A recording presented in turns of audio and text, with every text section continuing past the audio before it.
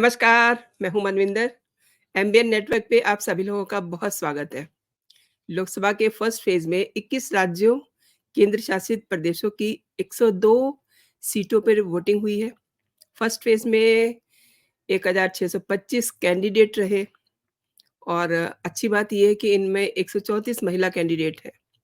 First phase में 8 केंद्रीय मंत्री और 1 पूर्व मुख्यमंत्री और 1 पूर्व राज्यपाल भी इस चुनाव मैदान में शामिल रहे। वोटिंग के दौरान एज़ यूजुअल मणिपुर के बिष्णुपुर में फायरिंग और बंगाल के कूच विहार में हिंसा और छत्तीसगढ़ के बीजापुर में ग्रेनेड से ब्लास्ट होता है।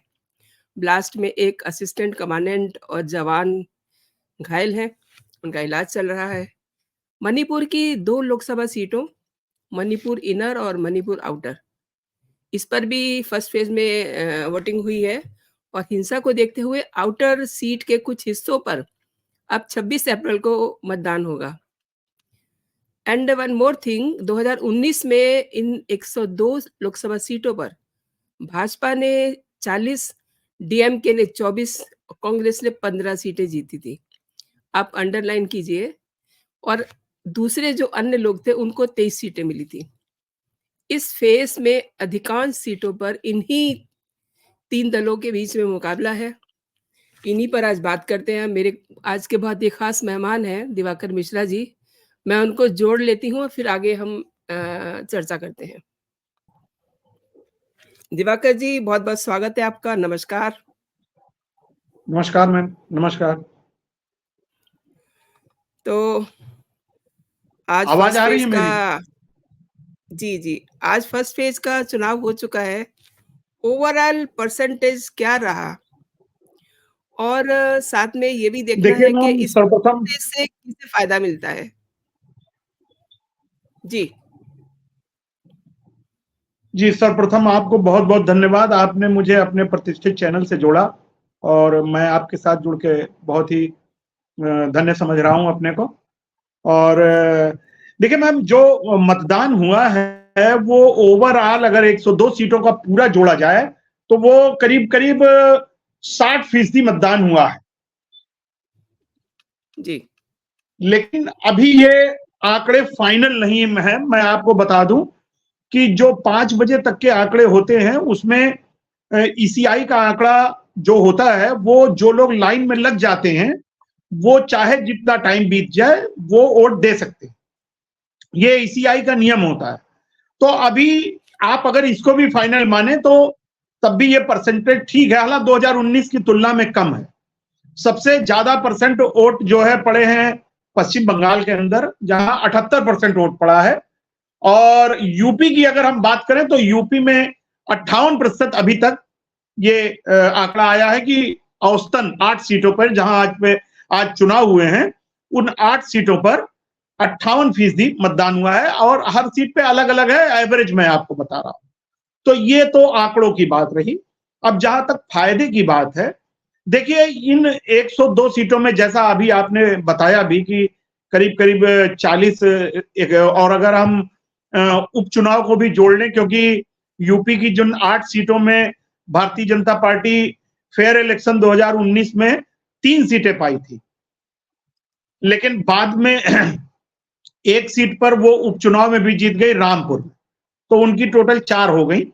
तो और इस तरह से टोटल 41 सीट बीजेपी अगर उपचुनाव को भी जोड़ा जाए तो यहां से जीती थी। लेकिन इन 102 सीटों में आप 39 सीट इसलिए घटा दीजिए तमिलनाडु की, जहां बीजेपी का पिछले चुनाव में ना तो संगठन था, ना तो उनका खाता खुला, और उनका जो वोटिंग परसेंटेज जो वो वोट पाए थे वो सिंगल डिजिट में पाए थे। करीब मेरा ख्याल है, जहां तक मुझे याद आ रहा है, 7 या 8% वोट उनको मिला था। लेकिन इस बार भारतीय जनता पार्टी की स्थिति साउथ के राज्यों में, खास तौर पे तमिलनाडु में बहुत फर्क आया है। उसकी वजह 2 है। सबसे बड़ी चीज यह है कि 2019 के बाद प्रधानमंत्री नरेंद्र मोदी ने तमिलनाडु पे बहुत ध्यान दिया है। आपने देखा होगा कि पिछले 2-3 महीनों के अंदर करीब 6 से 7 विजिट प्रधानमंत्री की सिर्फ तमिलनाडु में हुई। उन्होंने जो नए लोकसभा का जो नया भवन बना, उसमें सिंगोल स्थापित किया तमिलनाडु से ला करके। तमिलनाडु के कई धर्माचार्य उस कार्यक्रम को संपन्न कराने में रहे। उसके बाद काशी में, वाराणसी काशी में उन्होंने तमिल संगमम करवाया था, अगर आपको याद हो, तमिल संगमम करवाया था। और उन्होंने ये जोड़ने का प्रयास किया था उत्तर और दक्षिण को, जो विपक्षियों का हमेशा से यह हथियार रहा है कि भाजपा जो है नॉर्थ इंडिया की पार्टी है, साउथ इंडिया में ये तमिल और हिंदी विवाद को बढ़ावा देते थे। उसको खत्म करने का पीएम मोदी ने बहुत प्रयास किया है और बहुत सारी विकास योजनाएं उन्होंने ऐसी चलाई हैं तमिलनाडु के अंदर, जिसका कि हो सकता है अब वो तो 4 जून को पता चलेगा नतीजों में कितना वो तब्दील होता है। दूसरा जो तमिलनाडु का जो सबसे बड़ा उनको फायदा मिलेगा, वो वहां पे उन्होंने एक तेज तर्रार प्रदेश अध्यक्ष दिया, जिनका नाम है के अन्नामलाई। आपको मालूम होगा कि वो आईपीएस की नौकरी छोड़ करके वो राजनीति में आए। और सबसे बड़ी बात यह है, आप थोड़ा सा इसको समझने का प्रयास करें, दर्शकों को मैं आपके माध्यम से समझाने का प्रयास करूंगा कि के अन्नामलाई की उम्र मात्र 39 साल है। और वो जब आईपीएस जैसे एक हमारे यहाँ भारत के अंदर जो प्रशासनिक सेवाओं की नौकरियां होती हैं, वो सबसे ग्लैमरस नौकरी मानी जाती है। आईएएस आईपीएस सबसे ग्लैमरस जॉब मानी जाती है, सभी युवा का सपना होता है। और वो जब वो नौकरी आईपीएस जैसे ग्लैमरस नौकरी छोड़ करके आए, तो उन्होंने सत्तारूढ़ दल को ना ज्वाइन कर एक ऐसी पार्टी को ज्वाइन किया जिसका कि वहां उस समय तक कोई संगठन नहीं था, कोई बहुत बड़ा जनाधार नहीं था। भारतीय जनता पार्टी वहां पे या तो कभी डीएमके के साथ अपना गठबंधन करती थी या एआईएडीएमके के साथ करती थी। लेकिन इस बार सिनेरियो बदला और के अन्नामलाई ने जिस तरह से बहुत कम समय में भाजपा को तमिलनाडु के अंदर खड़ा किया है, जिस तरह से उन्होंने उनके सभाओं में भीड़ उमड़ी है, और भीड़ सिर्फ भीड़ नहीं उमड़ी है, अगर आप उस भीड़ का आप बॉडी लैंग्वेज देखें तो लोग इतनी खुशी से अन्नामलाई के साथ जुड़ रहे हैं कि इस बार हमें जो लगता है, जो मैं समझ पा रहा हूं, कि तमिलनाडु में स्थिति बदलने वाली है। भाजपा की सीटें कितने आएंगी ये तो मैं अनुमान नहीं लगा सकता, लेकिन निश्चित रूप से भाजपा का वोट परसेंटेज काफी हद तक बढ़ने जा रहा है। और ये तय बात है कि वहां नंबर 1 पे तो डीएमके रहेगी सत्तारूढ़, लेकिन नंबर 2 पे अगर भाजपा आती है एआईएडीएमके और कांग्रेस को पीछे छोड़ते हुए, तो मुझे कोई आश्चर्य नहीं होगा। ये इन 102 सीटों में, इसीलिए मैं 39 को बहुत ज्यादा नहीं गिन रहा हूं। 63 सीटों में अगर भाजपा 41 सीट पे काबिज है, तो आप सोच सकती हैं कि उनका जीत का स्ट्राइक रेट कितना है। दूसरी बात, जिन 8 सीटों पे भाजपा पिछली बार और उसको 3 सीट पाई थी फ्रेश इलेक्शन में 2019 में, उस वक्त का सिनेरियो आप याद करिए कि समाजवादी पार्टी, बहुजन समाज पार्टी और राष्ट्रीय लोकदल, चूंकि ये पश्चिमी उत्तर प्रदेश और रुहेलखंड का इलाका है, यहां पे आपको पता होगा, आप स्वयं उस क्षेत्र से आती हैं, कि राष्ट्रीय लोकदल का कितना बड़ा प्रभाव है इन सभी सीटों पर। और इस बार राष्ट्रीय लोकदल किसके साथ है? भारतीय जनता पार्टी के साथ, यानी एनडीए में शामिल है। दूसरा, बहुजन समाज पार्टी इस बार अलग चुनाव लड़ रही है।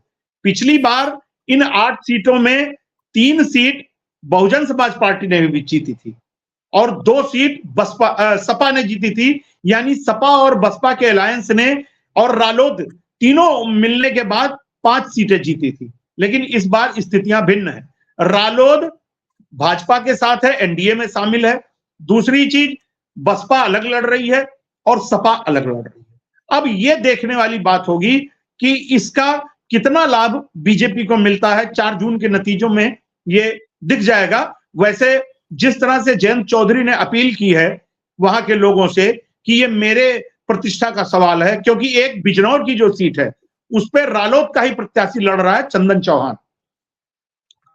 तो इन सबके मद्देनजर मुझे लगता है कि इस चुनाव में के इस फेज में भारतीय जनता पार्टी को कुछ ना कुछ जरूर फायदा होगा। जी मैम। आपने बहुत अच्छी बात कही है और इस फर्स्ट फेज में 8 केंद्रीय मंत्री हैं, एक पूर्व मुख्यमंत्री भी हैं और एक पूर्व राज्यपाल भी हैं इस चुनाव मैदान में। उनको आप किस तरीके से देखते हैं? हालाँकि फाइनल देखिए तो जो 8 देखिए 4 जून को ही लगेगा, लेकिन अभी फ़िलहाल क्या सीन देखते हैं? जी देखिए जो 8 केंद्रीय मंत्री लड़ रहे हैं, उनमें से तो कई जीते हुए भी हैं। जैसे नितिन गडकरी जी की जो नागपुर सीट है, वो उनकी अजेय सीट जी, मानी जाती है। वहाँ से लगातार जीतते आ रहे हैं। इसी तरह से पिछली बार संजीव बलियान कम ही मार्जिन से जीते थे, वो भी केंद्रीय मंत्री हैं। वो कम मार्जिन से ही मुजफ्फरनगर की सीट जीते थे, लेकिन वो जीते थे। तीसरे जितेंद्र सिंह, वो भी उधमपुर की सीट जीत चुके हैं। तो इस तरह से इसमें अधिकतर केंद्रीय मंत्री किरण रिजिजू भी अरुणाचल प्रदेश से चुनाव जीत के ही आए थे। तो ये सब देखते हुए जो ये जीते हुए मंत्री हैं, मुझे ऐसा लगता है कि अपनी सीट बचाने में कामयाब होंगे। लेकिन बाकी फाइनल तो अभी मैं कोई आंकड़ा नहीं दे रहा हूं, लेकिन फाइनल तो 4 जून को ही पता चलेगा। सबसे बड़ी बात यह है कि ये जो सारा इलेक्शन पूरा हो रहा है, वो इसमें सीधी-सीधी लकीर खींची हुई है। एक तरफ नरेंद्र मोदी हैं, एक तरफ आल। नरेंद्र मोदी वर्सेस आल की ये वो चल रही है, मतलब चुनाव चल रहा है। अब मैं आपसे ये कहना चाह रहा हूं कि भारतीय जनता पार्टी ने अच्छा काम किया, खराब काम किया, हम उसको जस्टिफाई करने के लिए या जज करने के लिए नहीं बैठे हैं। उसके लिए जनता उनके कामों को देखेगी। जिस तरह से भाजपा के लोग या प्रधानमंत्री या उनके स्टार प्रचारक अपनी सभाओं में जो गिना रहे हैं और बहुत पहले से गिना रहे हैं, उस पर जनता कितना विश्वास करेगी, ये देखने वाली बात है। लेकिन ये जरूर है कि विपक्ष के पास आज कोई चेहरा नहीं है। विकल्पहीनता की स्थिति जरूर है जनता के सामने कि अगर नरेंद्र मोदी नहीं तो कौन। जब सवाल ये आता है कि नरेंद्र मोदी के विकल्प के रूप में हम किसको चुने, वहां पे कहीं ना कहीं शून्यता नजर आती है, जिसका भी लाभ बीजेपी को मिलता है। जो बीजेपी से कहीं थोड़ा बहुत, जैसे जो जब सर्वे आते हैं तो आप उसमें ये देखती होंगी कि कुछ लोग कामों से बहुत खुश हैं, कुछ लोग थोड़ा खुश हैं, कुछ लोग काफी कम खुश हैं। तो जो काफी कम खुश हैं और थोड़ा कम खुश हैं, वो जाएंगे कहां, वो किसको चुने? उनके सामने ये भी विकल्पहीनता की स्थिति आती है कि चलिए, जिसको कहते हैं ना कि one eyed man among blind, यानी कि अंधों में काना राजा, कि कौन है आखिर उनके अलावा। तो नजर आता है कि फिलहाल तो कोई नजर नहीं आ रहा है। इस नाते कहीं ना कहीं इसका भी फायदा बीजेपी को मिलता है। और नरेंद्र मोदी की एक ऐसी शख्सियत है जिसके सामने अभी फिलहाल के लिए भारत के अंदर कोई ऐसा नेता नहीं दिखाई पड़ रहा है जो उनको चुनौती दे सके। विपक्ष का जहां तक सवाल है, विपक्ष सिर्फ और सिर्फ नरेंद्र मोदी को के ऊपर पर्सनल अटैक करके अपना जो है वो जनता के बीच जा रहा है, और कहीं कोई सकारात्मक विरोध, कोई नीतिगत विरोध दिखाई नहीं पड़ रहा है, जिसका भी लाभ बीजेपी को मुझे लगता है कि मिलने वाला है। जी मैम। आपने बहुत सही कहा। पहले चरण में बिहार में भी 4 सीटें हैं, उनका क्या हाल-चाल है? देखिए बिहार में थोड़ा मतदान कम हुआ है, मात्र 46.32% हुआ है। और वहां पे भी स्थिति कमोबेश यही है, क्योंकि पिछली बार इन चारों सीटों पर भाजपा और भाजपा के सहयोगी दलों को मिला करके जीती थी लोजपा, लोक जनशक्ति पार्टी तब एक थी, हालांकि अब भी एक ही है, दोनों घटक एनडीए के साथ हैं। लोजपा जमुई सीट और एक और सीट है, मेरे ख्याल से नवादा है या कोई और है, तो उस पर लोजपा जीती थी, एक पर जदयू जीती थी और एक पर बीजेपी जीती थी, यानी चारों सीट भाजपा के पास ही थी। इस बार जो गया की सीट है, उस पर जो है जीतन राम मांझी को, जो उनकी पार्टी हम है, उसको दिया गया है, उनके बेटे वहां से चुनाव लड़ रहे हैं। जमुई से लोक जनशक्ति पार्टी लड़ रही है, उनके रामविलास पासवान के दामाद लड़ रहे हैं, जो चिराग पासवान के जीजा। तो कुल मिलाकर के फाइट वही है, क्योंकि 40 लोकसभा की सीटों में पिछली बार एनडीए यानी कि बीजेपी और उनके सहयोगी दल, तब भी जदयू उनके साथ था, लोजपा उनके साथ थी, लोक जनशक्ति पार्टी, और आज भी है। बीच में जरूर जदयू गई थी बाहर, लेकिन फिर वापस आ गई, जैसा आपको पता है। तो 40 में से 39 सीट जीती थी, आपको याद होगा। और राष्ट्रीय जनता दल एक भी सीट नहीं पाई थी पिछले लोकसभा इलेक्शन में। लोकसभा में राष्ट्रीय जनता दल का कोई भी नुमाइंदा नहीं था, एक भी सीट राष्ट्रीय जनता दल को नहीं मिली थी। जो एक सीट जीती थी वो कांग्रेस पार्टी ने जीती थी। तो अब इस समय फिर कमोबेश वही स्थिति है, और जैसे जो चुनाव प्रचार हुआ है वो भी उसी तरह का हुआ है। तो कुछ सिनेरियो में ऐसा फर्क मुझको नहीं नजर आ रहा है। सबसे बड़ी बात यह है कि राष्ट्रीय जनता दल में जो सबसे बड़ा चेहरा लालू प्रसाद यादव हुआ करते थे, जिनके नाम पर वोट थे, अलग बात है कि वो चार्ज सीटेड थे उस समय भी, और अब तो वो कन्विक्टेड हैं, वो तो सजा याफ्ता हैं, इस वक्त वो पेरोल पे हैं, और ले दे करके राष्ट्रीय जनता दल की पूरी राजनीति तेजस्वी यादव के ही इर्द गिर्द घूम रही है। तो वो कितना उसको संभाल पाते हैं, उनकी भी परीक्षा है, ये उनकी भी परीक्षा होने वाली है इस चुनाव में। तो 4 जून को सब चीजें क्लियर हो जाएंगी, लेकिन मुझे लगता है कि बिहार की भी स्थिति में कोई बहुत बड़ा फेरबदल नहीं होने वाला है। जी मैडम। अब बात करते हैं उत्तर प्रदेश की 8 सीटों की। हालांकि आपने बालियान जी की बात की है, लेकिन टोटलिटी में जो 8 सीटें हैं उनका क्या दृश्य देखते हैं आप? देखिए 8 सीटों में मुझे लगता है कि पिछली बार बीजेपी को अगर 3+1 यानी 4 सीट मिलेगी तो मिली थी, तो इस बार वो सीटें बढ़ेंगी। वजह बता रहा हूं आपको, जैसा मैंने पहले ही बताया कि राष्ट्रीय लोकदल उनके साथ में है। बिजनौर से जो उनका प्रत्याशी लड़ा था, पिछली बार बिजनौर की सीट बहुजन समाज पार्टी ने जीती थी। इस बार राष्ट्रीय लोकदल का अपना प्रत्याशी है, जो कि भाजपा का घटक दल है। तो एक सीट वो हो गई। रामपुर की स्थिति मैं आपको बता रहा हूं। रामपुर का जो कैंडिडेट है, जो उनके जो धर्मगुरु हैं, क्या नाम है उनका, मोहिबुल्ला साहब, वो इमाम है, दिल्ली से बुला करके उनको टिकट दिया गया। तो रामपुर आजम खां का गढ़ है, आपको पता है, और आजम खां का वो कैंडिडेट नहीं है। आजम खां के वो उनके समाजवादी पार्टी का जो घोषित कैंडिडेट है, वो वहां सपा के ही स्थानीय नेता उसके खिलाफ है। ये अखिलेश यादव द्वारा दिया गया प्रत्याशी है। और यहां तक कि उस समय जो बातें हुई थी कि रामपुर की सीट पर स्वयं आजम खां ने, चूंकि आजम खां के घर से कोई लड़ नहीं सकता, सभी लोग 4 सीटेड हैं, सभी लोग सजा याफ्ता हैं, उनके यहां से कोई लड़ नहीं सकता। तो उन्होंने स्वयं अखिलेश यादव को कहा था कि आप इस सीट पर चुनाव लड़िए ताकि एक संदेशा जाए, लेकिन अखिलेश यादव नहीं माने, और वो जो है उन्होंने अपना कैंडिडेट उतारा है। तो कुल मिला के ये लग रहा है कि वहां का हाल वही होगा जो उपचुनाव में हुआ था। उपचुनाव में घनश्याम लोधी वहां से चुनाव जीते थे, वही इस बार भी प्रत्याशी हैं बीजेपी के, और कहीं ना कहीं इसका फायदा बीजेपी को मिलेगा।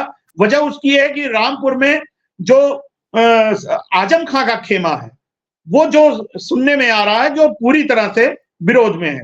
अब अगर मुरादाबाद की आप बात करें, मुरादाबाद में जिस तरह से जो सिटिंग एमपी था समाजवादी पार्टी का एसटी हसन, आपको मालूम है कि मुरादाबाद आपके बगल की सीट है, मुरादाबाद में मुस्लिम बहुतायत की संख्या में है, 50% से ज्यादा हमें लगता है वहां पे मुसलमान है, और वहां पे मुस्लिम कैंडिडेट ना देना, ये अपने आप में सपा के लिए बहुत बड़ा जो है ये एक झटका है। चूंकि वो कैंडिडेट अब रुचि बीरा जो वहां से चुनाव लड़ रही हैं, एसटी हसन जो सिटिंग एमपी थे, उनका टिकट काट करके पहले घोषित हुए थे, फिर उसके बाद उनका टिकट काट करके रुचि बीरा को अंतिम समय में टिकट दिया गया, आपको याद होगा। और वो आजम खां की कैंडिडेट है। आजम खां को खुश करने के लिए अखिलेश यादव ने रुचि बीरा को कैंडिडेट बनाया, लेकिन इसका नुकसान कितना होगा ये 4 जून को दिखाई पड़ जाएगा, क्योंकि एक मुस्लिम बाहुल्य सीट पर एक मुस्लिम को कैंडिडेट ना बनाना और मुस्लिम एमपी का टिकट काट कर किसी हिंदू महिला को टिकट देना, ये कितना वहां के लोग डाइजेस्ट कर पाते हैं, कितना मुरादाबाद का वोटर डाइजेस्ट कर पाता है, ये देखने वाली बात होगी। दूसरी बात, वहां के जो प्रत्याशी बीजेपी के हैं सर्वेश सिंह, ऐसा नहीं है कि वो जीते नहीं है, 2014 में वो चुनाव जीत चुके हैं वहां से। सर्वेश सिंह ने वहां पे जो है लड़ाई लड़ी है, 2019 में वो हारे थे। तो ये देखने वाली बात होगी। तो इस तरह आप देखिए कि सीट दर सीट, पीलीभीत की सीट आप ले लीजिए, पीलीभीत में कोई बहुत बड़ी लड़ाई नहीं है। वरुण गांधी थे, वरुण गांधी को का पता था 1-1.5 साल पहले से ही कि उनको उनका टिकट कटना है। जो उनके तेवर थे, जिस तरह वो बीजेपी का विरोध कर रहे थे, उससे लग ही रहा था कि उनका टिकट कटना ही कटना है। तो पीलीभीत भी कमोबेश वही स्थिति है। तो कुल मिला के मुझे ये लगता है कि 8 सीटों पे भाजपा के नंबर बढ़ने वाले। जी मैम। हमने उत्तर प्रदेश की बात की, हमने बिहार की बात की और बंगाल और महाराष्ट्र, अगर सीटों के हिसाब से देखें तो उत्तर प्रदेश के बाद इन्हीं का नंबर आता है। बंगाल में क्या देखते हैं आप, जिन सीटों पर आज चुनाव हुआ है? देखिए, निश्चित रूप से बंगाल से ही बीजेपी जो 400 पार का एनडीए का नारा दे रही है और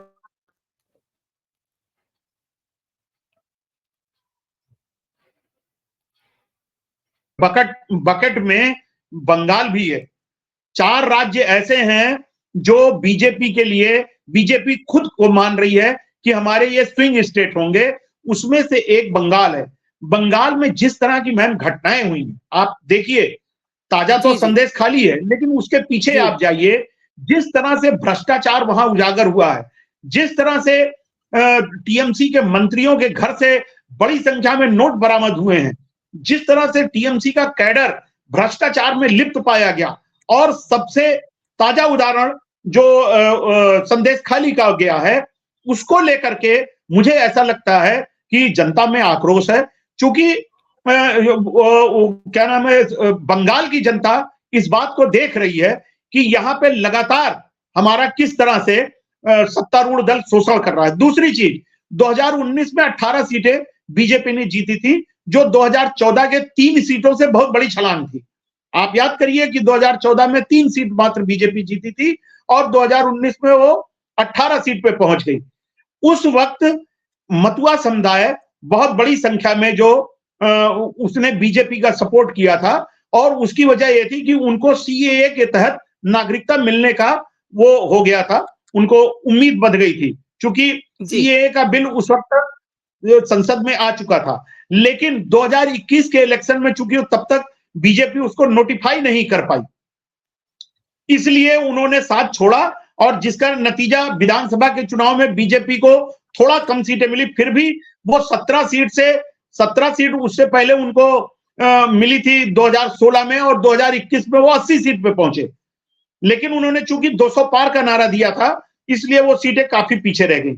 मुझे ऐसा लगता है इस बार वो क्या नाम है, बीजेपी के लिए पश्चिम बंगाल गेम चेंजर होगा। उसके अलावा तमिलनाडु, उड़ीसा और तेलंगाना, ये सब राज्य बीजेपी के लिए गेम चेंजर राज्य होंगे। और मुझे ऐसा लगता है, अब मैं जानता नहीं हूं, ये मैं अनुमान के आधार पर कह रहा हूं, कि इन्हीं सबको जोड़ते हुए, और यूपी की जो बची हुई 16 सीटें हैं, इन सबको जोड़ते हुए प्रधानमंत्री ने कहीं ना कहीं 400 पार का नारा दिया है। आपको मैं और एक चीज बताना चाहता हूं आंकड़ों में, कि 2019 में एनडीए 353 सीटें उनकी टोटल आई थी, 303 बीजेपी की और उनकी सहयोगी दलों की कितनी, 353, 50 सीटें उनकी थी। 400 में 47 सीटें ही तो कम हो रही हैं। अब वो 47 सीटों की भरपाई जो बीजेपी कह रही है कि हम 400 पार जाएंगे, मुझे लगता है कि उन्होंने इन्हीं सबको जोड़ा है। और आंध्र प्रदेश भी इस बार कुछ ऐसा जरूर होगा, क्योंकि आंध्र प्रदेश में भी पिछली बार बीजेपी की सीटें नहीं आई थी, लेकिन इस बार टीडीपी के साथ गठबंधन है, और जो वहां की लोकल एक पार्टी है, पवन कल्याण, जो क्या नाम है वहां के अभिनेता हैं, उनकी जनसेना पार्टी। तो इन सब के मद्देनजर हमें लगता है कि बीजेपी ने इन्हीं सबको देखते हुए अपना आंकड़ा 400 प्लस का दिया हुआ है एनडीए का। अब बाकी आती कितनी है, ये देखने वाली बात है। जी। And what about Maharashtra? देखिए, महाराष्ट्र की स्थिति थोड़ा सा विकट है, मुझे ऐसा लगता है। हालांकि पिछली बार बहुत अच्छा प्रदर्शन किया था बीजेपी, और ओरिजिनल जो शिवसेना थी, उन्होंने अच्छा प्रदर्शन किया था। लेकिन इस बार चूंकि एनसीपी भी आ गई है इनके साथ, मेन धड़ा, एक बड़ा धड़ा आ गया है अजित पवार के साथ। शिवसेना, असली शिवसेना इसी को माना जा रहा है, चाहे वो कोर्ट ने भी यही कहा, और चुनाव आयोग ने, यहां तक कि चुनाव चिन्ह भी इनको मिला है, आपको पता ही है, तीर धनुष, और उनकी शिवसेना यूबीटी के नाम से। तो अब उसका कितना लाभ लेकर, चूंकि ये बड़ा चुनाव है, अभी जब ये दोनों पार्टियां एनडीए के साथ मतलब एनडीए बन गया और वहां पे सत्ता परिवर्तन हुआ, उसके बाद वहां पे जो लोकल बॉडी इलेक्शन हुए थे उसमें शिंदे की शिवसेना और अजित पवार की एनसीपी ने अच्छा प्रदर्शन किया था। तो ऐसा लगा कि ये लोग सिर्फ पार्टियां नहीं वोट भी लेकर के आए हैं। लेकिन मैं इसको इस तरह से देखता हूं कि लोकसभा चूंकि बड़ा इलेक्शन है तो उसमें ये चीजें भी काउंट करती हैं, लेकिन सिर्फ यही चीज नहीं काउंट करेगी। बाकी वहां संगठन बीजेपी का पहले से भी मजबूत है, वहां उनके पास देवेंद्र फडणवीस जैसा एक बड़ा कद्दावर नेता है, और सबसे बड़ी बात यह है महाराष्ट्र बीजेपी का शुरू से एक अच्छा स्टेट रहा है जहां बीजेपी अच्छा प्रदर्शन करती रही है, और महाराष्ट्र में नरेंद्र मोदी की लोकप्रियता अच्छी खासी है। और ये चुनाव टोटल, जैसा मैंने पहले भी कहा कि जब नरेंद्र मोदी अपने लिए वोट मांगने निकलते हैं तब लोगों का माइंडसेट अलग होता है, और जब स्थानीय चुनाव यानी कि विधानसभा या लोकल बॉडी इलेक्शन होते हैं तब मुद्दे भी अलग होते हैं, कैंडिडेट भी अलग होते हैं, और जनता का माइंडसेट भी अलग होता है। ये जो चुनाव होता है वो लोग सीधा सीधा नरेंद्र मोदी को देख करके वोट देते हैं कि हमें केंद्र की सत्ता बनानी है। उसमें अगर स्थानीय नेताओं से कुछ नाराजगी भी रहती है तो लोग उसको पास आउट कर जाते हैं, और कहीं ना कहीं इसका फायदा बीजेपी को मिलता है। जी मैम। उत्तर प्रदेश में तो योगी बाबा का बहुत लोगों में खौफ रहता है, तो किसी की इतनी हिम्मत नहीं हुई चू-चढ़ाव करने की। कई छुटपुट घटनाएँ सुनने को आई हैं, लेकिन बंगाल में बड़ा तांडव हुआ है। जी जो देखिए, आपने बात बंगाल तो कही हमेशा जो से आपने ऐसा ही। आपने जो बात कही कि गेम चेंज होने वाला है, क्या है मतलब ये? क्यों वहाँ इतना तांडव हुआ है? देखिए, बंगाल का चुनाव अभी आप उठा के पीछे से देखते चले आइए, जब वहां पे सीपीएम की गवर्नमेंट हुआ करती थी, कम्युनिस्ट पार्टी, कम्युनिस्ट राज हुआ करता था, 35 साल उन्होंने राज किया। उन्होंने ही ये इस हिंसा की जो है को जन्म देने वाला सीपीएम ही है। वहां पे वहां के हर चुनाव में, चुनाव के दौरान भी, during election and after election, दोनों समय में हिंसा होती है। और इसी बात को सबसे बड़ा मुद्दा बनाया था ममता बनर्जी ने, और इसी बात को मुद्दा बना करके उन्होंने लड़ाई लड़ी। काफी उनको वो मतलब उसका विरोध प्रतिकार भी झेलना पड़ा उनको, शारीरिक रूप से भी उनके साथ मारपीट भी हुई, बदसलूकी भी हुई, लेकिन वो लड़ी रही, आड़ी रही, और उन्होंने 33-34 साल के सीपीएम कम्युनिस्ट शासन को उखाड़ फेंका। लेकिन उसी ढर्रे पे ममता बनर्जी भी पहुंच चुकी हैं। आप देखिए कि किस तरह से लगातार Calcutta high court, supreme court किस तरह से उनको फटकार पे फटकार लगा रहा है, लेकिन ममता बनर्जी की सरकार पे जू नहीं रेंग रही है। किस तरह से केंद्रीय एजेंसियों पे हमले हो रहे हैं, और जिसका संज्ञान सीधे डायरेक्ट कोर्ट ले रही है। तो इन सबको देखते हुए हमें लगता है कि जनता इस बार जो है कहीं ना कहीं ममता बनर्जी सरकार को इसका खामियाजा भुगतना पड़ सकता है। वैसे भी वहां केंद्रीय बलों की अच्छी खासी तैनाती हुई है इस बार, तो इस बार वहां के चुनावों का नजारा देखने को मिलेगा, अच्छा देखने को मिलेगा। और मुझे लगता है कि वहां की जो जनता है इस बार ममता बनर्जी से रुष्ट है, और उनको विकल्प के रूप में सिर्फ भारतीय जनता पार्टी दिखाई देगी। जी मैम। दिवाकर एक जी, बात और, एक एक बात छोटे और, जी, जैसे आपने यूपी की बात की, हम लोग उत्तर प्रदेश में रहते हैं, तो यूपी में आपने कहा बाबा का खौफ है। बाबा का खौफ अनसोशल एलिमेंट्स पे है। थोड़ा सा मैं इसमें परिवर्तन कर रहा हूं। अच्छे लोगों में बाबा का खौफ नहीं है। शरीफ सज्जन लोग तो बाबा से बहुत खुश हैं। खौफ है अनसोशल एलिमेंट्स में।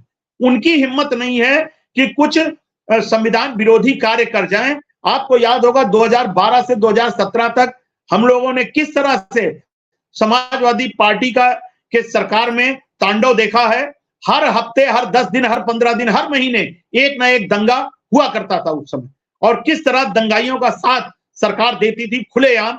वजह उसकी यह है कि वो एक वर्ग विशेष के होते थे। तो हम लोगों ने देखा है, और वो सब चीजें अब नहीं दिखाई देती। लॉ एंड ऑर्डर की स्थिति बहुत सुदृढ़ हुई है। घटनाएं तब भी होती थी, घटनाएं आज भी हो रही हैं, लेकिन उनकी संख्या में बहुत ज्यादा कमी आ गई है। तो ये बाबा का खौफ जो है वो अनसोशल एलिमेंट्स में। जी मैडम। दिवाकर जी, मैं उन अनसोशल एलिमेंट की ही बात कर रही थी, क्योंकि उन्हीं को प्रॉब्लम होती है। आम आदमी तो वोट डाल के चला आता है, लेकिन जो गुंडा एलिमेंट्स हैं, वही ये सब शैतानियाँ करते हैं ना, तो उनमें भी जी बिल्कुल। खौफ है, उससे मेरा मतलब था। और जी चलते-चलते एक चीज़ और जानना चाहूँगी, 2019 में इन्हीं दो 102 लोकसभा सीटों पर भाजपा ने 40 और डीएमके ने 24 और कांग्रेस ने 15 सीटें जीती थी। बाकियों को, जैसे मैंने आपको बताया था, कि 23 सीटें मिली थी। इस फ़ेज़ में आप क्या देखते हैं? देखिए, इस फेज में कांग्रेस के पास जो है पाने के लिए तमिलनाडु ही बचा है। बंगाल में उनको कोई उम्मीद नहीं है। बंगाल की स्थिति आपको पता है, पिछली बार 1 या 2 सीटें उनको मिली थी। उसके बाद उत्तर प्रदेश की स्थिति आपको पता ही है, शून्य थे। एक अगर रायबरेली आंसू पोंछने के लिए सिर्फ रायबरेली उनको मिला था। रायबरेली पे अभी तक कैंडिडेट भी घोषित नहीं कर पाए हैं। राजस्थान में उनको कोई सीट नहीं मिली थी। 25 की 25 सीट बीजेपी जीत गई थी। मध्य प्रदेश में की 29 सीटों में 28 सीट बीजेपी जीती थी। 1 सीट मात्र छिंदवाड़ा की, वो इस बार इसी फेज में छिंदवाड़ा पे भी इलेक्शन हुआ। तो कुल मिलाकर के तमिलनाडु में ही जो बीजेपी को कांग्रेस पार्टी को उम्मीद है वो है। बाकी तो अभी उनके और किसी भी ऐसी जगह चुनाव नहीं हुआ है इस इलेक्शन में, इस फेज में, जहां उनको कुछ बढ़त की संभावना हो। क्योंकि मध्य प्रदेश में भी एक छिंदवाड़ा है। छिंदवाड़ा पे भी जो आंकड़े आ रहे हैं कि इस बार बहुत अच्छी स्थिति नहीं है। मध्य प्रदेश में तो राजस्थान में एक भी सीट उनको नहीं मिली थी। और क्या नाम है, यूपी में भी उनको 1 सीट मात्र मिली थी। इस फेज में वो सीट है ही नहीं। तो देखना होगा कि कांग्रेस अपनी परफॉर्मेंस सुधारती है या और कम करती है, क्योंकि पिछली बार टोटल उनको जो है 53 सीटें मिली थी। तो इस बार यही देखना है कि कितना वो बढ़ पाते हैं या घटते हैं इंडी गठबंधन बनाकर। जी मैम। दिवाकर जी, एनी एनी आइडिया कि इस बार जनता ने किस मुद्दे को आगे रख कर के वोटिंग की है? देखिए, मुद्दा तो सबसे बड़ी बात, जो सत्तारूढ़ दल होता है, कोई भी चुनाव होता है, तो सबसे पहले मुद्दा उसी के बारे में तलाश किया जाता है। और वो भी पिछले 10 साल से अगर कोई सरकार चल रही है, तो जनता सबसे पहले यही देखती है कि इस सरकार ने हमारे लिए कुछ किया या नहीं किया। 2004 से 2000 यूपीए की गवर्नमेंट थी और कांग्रेस उसको हेड कर रही थी, और डिफैक्टो प्राइम मिनिस्टर के रूप में मिसेस सोनिया गांधी थी। उस समय भी जनता ने देखा कि 2004 से 2014 तक यूपीए की गवर्नमेंट ने हमें क्या दिया। नतीजा क्या आया? कांग्रेस 44 सीट पे सिमट गई और उसे लोकसभा में विपक्ष का दर्जा भी नहीं मिल पाया। उसके बाद 2019 आया, कांग्रेस को लगा कि हम इस बार बढ़त लेंगे, बहुत ज्यादा बढ़ पाए तो 53 सीट तक जा पाए।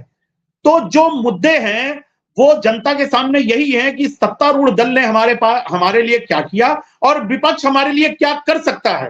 यदि विपक्ष को हम चुनते हैं तो विपक्ष क्या सत्ता पक्ष से अच्छा काम करेगा, हमारे लिए कोई अच्छी स्कीम है उसके पास, तो वो कहीं ना कहीं हमें नदारत दिखती है। और जो एंटी इनकम्बेंसी है, मुझे इस इलेक्शन में कहीं कोई एंटी इनकम्बेंसी नहीं दिखती नरेंद्र मोदी सरकार के खिलाफ, बल्कि हमें प्रो इनकम्बेंसी दिखती है कि जनता को कहीं ना कहीं लगता है कि हाँ, इस सरकार ने काम किया है। हाँ, हो सकता है कुछ लोग नाराज हो, कुछ काम नहीं भी हुए हो सकते हैं, लेकिन सबसे बड़ी बात यह है कि पहली बार ऐसा हुआ है कि भाजपा ने अपने मैनिफेस्टो में से 2 ऐसे मुद्दे बाहर कर दिए हैं। वजह बाहर इसलिए नहीं किए कि वो करेंगे नहीं, वो कर दिए हैं।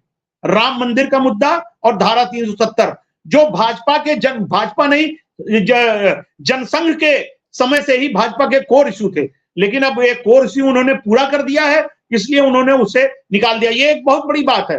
तो जनता को ये लग रहा है, जनता इन्हीं मुद्दों पे जो वोट देने वाली है कि इस सरकार ने हमारे लिए क्या किया है और आगे 5 साल वो हमारे लिए क्या करेगी। तो इस मुद्दे पे वो देख रही है, और इसी मुद्दे पे वो देख रही है कि विपक्ष हमारे लिए क्या लेकर आ सकता है। विपक्ष की स्थिति ये है कि वो कहीं की ईंट कहीं का रोड़ा, भानुमति ने कुंबा जोड़ा। कहीं वो लोग साथ में हैं, कहीं वो अलग हैं, कहीं अब आम आदमी पार्टी दिल्ली में कांग्रेस के साथ है, पंजाब में पानी पी पी करके एक दूसरे को कोस रहे हैं। और बंगाल में कांग्रेस पार्टी पानी पी पी करके ममता बनर्जी को कोस रही है और कहती है कि हम राष्ट्रीय स्तर पे हमारा गठबंधन है। कैसा गठबंधन है हमें नहीं पता।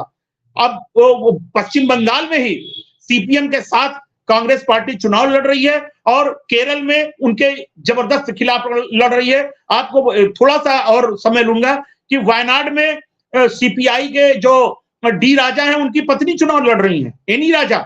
और इसके नाते ऐसा लग रहा है कि वो सीट इस बार फंसी हुई है राहुल गांधी की। पिछली बार उनको जैसे एक तरफा जीत मिल गई थी, 4 लाख से ऊपर की लगभग जीत उन्हें मिली थी। इस बार स्थिति वो नहीं है। इस बार बहुत विकट स्थिति है। वहां से एलडीएफ, वहां पे 2 धड़े हैं, एक एलडीएफ एक यूडीएफ। एलडीएफ को हेड करता है कम्युनिस्ट और यूडीएफ को हेड करता है कांग्रेस करती है। तो इस बार वहां से उन्होंने सीपीआई के जो महासचिव हैं डी राजा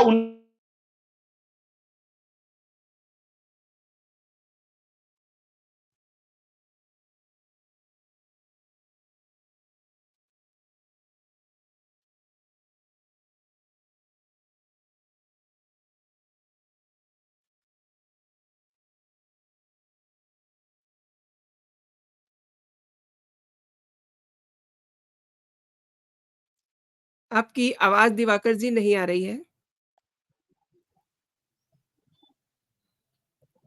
जी, अभी कहिए।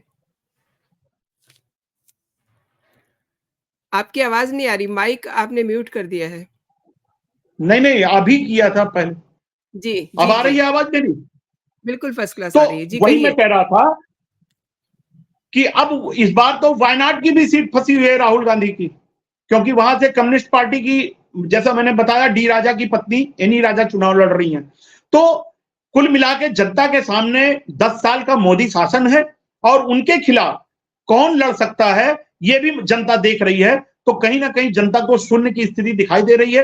अब क्या फैसला जनता करती है, जनता जनार्दन है। और मैं एक बात और कह दूं कि भारत की जनता राजनीतिक रूप से बहुत समझदार है। तो यही एक मेरा आकलन है। बाकी 4 जून को सबको पता चल जाए। आपने मेरे दर्शकों को बहुत अच्छे तरीके से समझा दिया, पहले फ़ेज़ के चुनाव के बारे में। दिवाकर जी, मैं आपका बहुत-बहुत धन्यवाद करती हूँ। आपने मेरे शो के लिए समय निकाला और दर्शकों को जानकारी दी। अ, फिर मिलते हैं। जय हिंद, जय धन्यवाद। भारत। जय हिंद, जय भारत।